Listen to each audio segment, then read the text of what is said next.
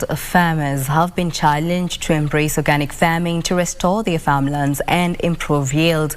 Crop scientist Cosmas Ochieng believes the use of some synthetic fertilizer leads to the acidification and degradation of the soil over time, hence dwindling of crop yields.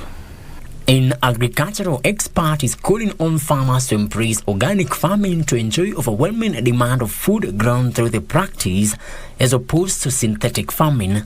The crop scientist warns that regular use of some synthetic fertilizer contributes to the acidification and degradation of soil over time. More importantly is that it addresses the issues with the chemical residues in our food crops.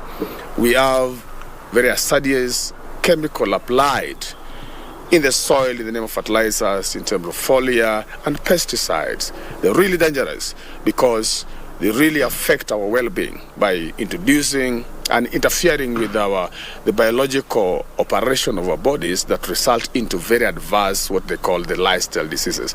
Ochieng says if embraced, farmers will reap big from growing demand for foods grown organically. He is challenging policymakers to professionalize organic farming in the country. Frederick Moki for Lunchtime News.